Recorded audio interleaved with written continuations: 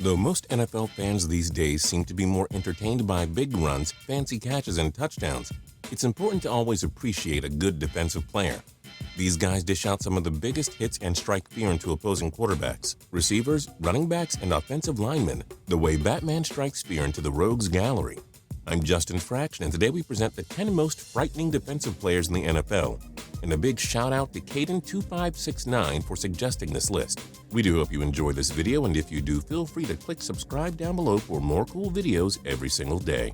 Number 10, James Harrison. We can only imagine how furious 31 other NFL teams were when they learned James Harrison was coming out of retirement to join the Pittsburgh Steelers again in 2014.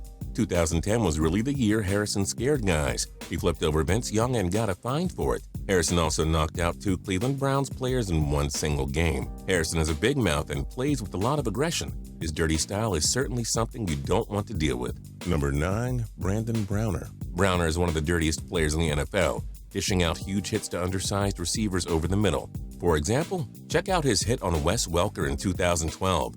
Browner also set a record for most penalties in a single season in 2015. He cares more about illegal contact and holding than playing defense. And according to Pro Football Reference, Browner committed 621 total yards and penalties from 2011 to 15. If he's always out to hurt you, how wouldn't you be scared of him if you were in the NFL? Number 8, Khalil Mack. Mack is one of the greatest pass rushers we've seen in quite some time. If you don't think teams are scared of him, just ask the Denver Broncos. In Week 14 of the 2015 season, Mack racked up 5 sacks against the defending Super Bowl champions. Mack burst through offensive lines like they're made of, squashed watermelons. With 30 sacks and 8 forced fumbles over his first 3 seasons, it's easy to see why offensive coordinators hate having to game plan against this guy. Number 7, TJ Ward. After the Denver Broncos' record-breaking offense was destroyed by the Seattle Seahawks' Legion of Boom defense, John Elway realized he needed a hard-hitting defender, so he signed up TJ Ward. Ward was the one who hit Rob Gronkowski in the knee, leading to a torn ACL for the giant tight end. We haven't seen many guys who can make hard, open-field hits like Ward. Any receiver who catches a ball and looks up to see Ward coming their way, we feel bad for them. That's a price they have to pay. Number 6, Aaron Donald. Listed at 6'1", 285 pounds, Donald doesn't come off as a guy who's human. He seems like a creature from another planet, because the way he bulldozes through offensive lines is amazing. Donald, the 2014 NFL Defensive Rookie of the Year, could be the closest thing we see to Lawrence Taylor in the 21st century. Through his first 3 seasons, Donald racked up 28 sacks. Don't worry, he's only getting started, Rams fans. Number 5, Vontaze Burfict. This guy is scary because he's a straight-up punk.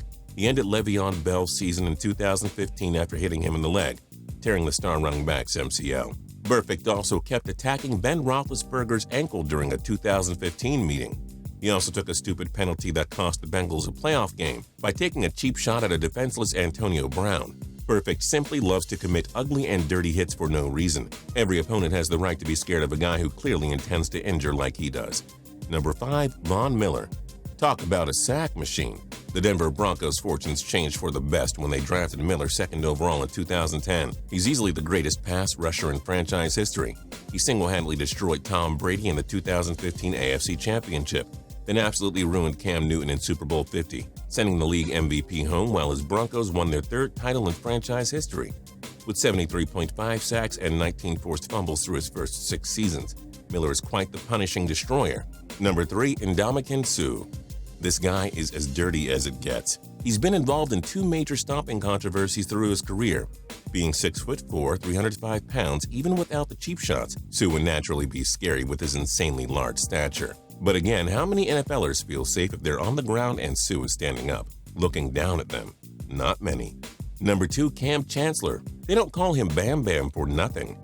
Chancellor has a reputation as being the hardest hitter in the NFL.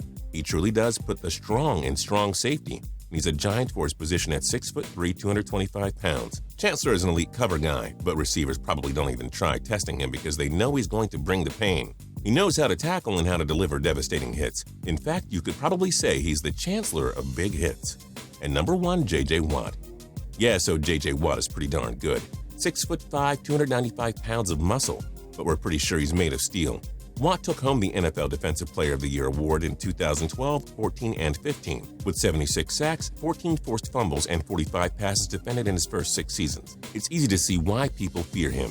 Watt always breaks through double teams because he's simply a beast. Did you see that video of him lifting the 1,000-pound tire with ease? Watt isn't a man. He's a monster from another planet, and he's undoubtedly the most punishing player in the NFL. Who do you think is the NFL's scariest and most punishing defensive player? Let us know in the comments below. If you like this video and learned a thing or two, clicking the like button helps us out a ton and we appreciate it. If this is your first time coming around to Total Pro Sports though, subscribing is a great idea because we put out videos like this every single day. But as always, thanks for watching and we'll see you guys next time.